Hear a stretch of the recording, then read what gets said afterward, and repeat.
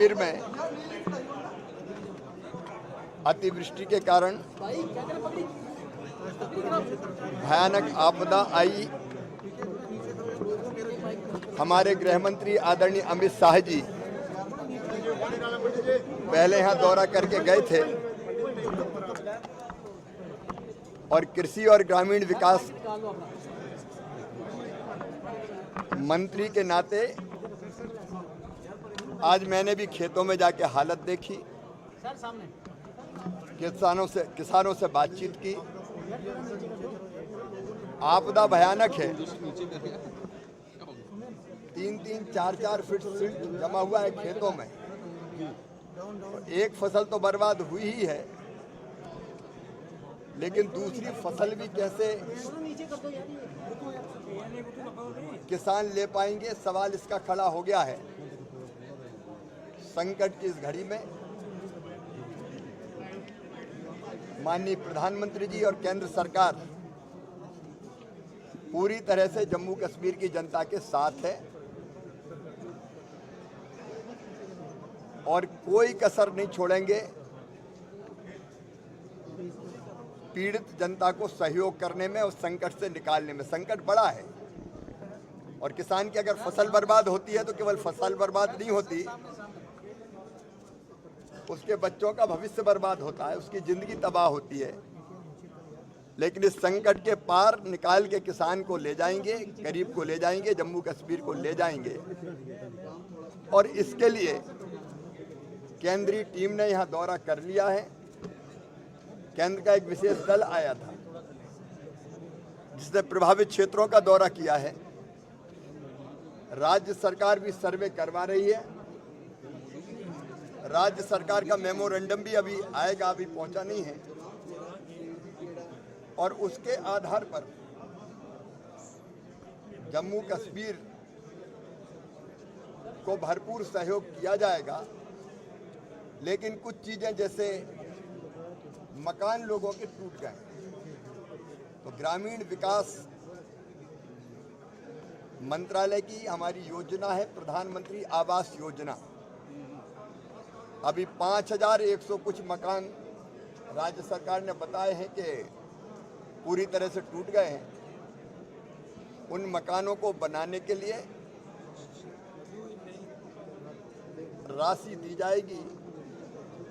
1,30,000 रुपया प्रधानमंत्री आवास योजना के अंतर्गत, लेकिन टॉयलेट और मनरेगा की मजदूरी मिला के 40,000 रुपया और होंगे।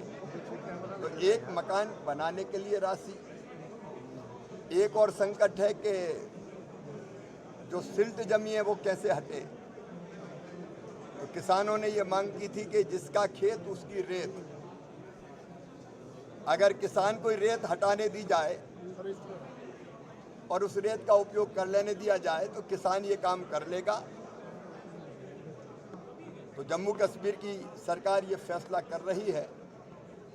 लेकिन सिल्ट हटाने के लिए भी एनडीआरएफ के तहत आवश्यकता पड़ेगी। राज्य सरकार प्रपोजल भेजेगी तो 18,000 रुपये पर हेक्टेयर की दर से उसकी राशि भी दी जाती है। मनरेगा की मजदूरी भी जो साल में 100 दिन मिलती थी बढ़ा के हम 150 दिन कर रहे हैं ताकि मजदूरों को भी काम मिल जाए। हमारी जो स्व सहायता समूह की बहनें हैं,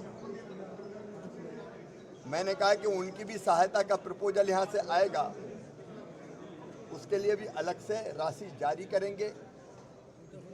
फसल बीमा योजना का लाभ किसानों को मिले, इसके लिए मैं फसल बीमा योजना की पूरी टीम लेके आज यहाँ आया था। उनने भी दौरा किया है। हम बीमा कंपनियों के साथ बातचीत करेंगे और क्रॉप कटिंग एक्सपेरिमेंट राज्य सरकार करेगी।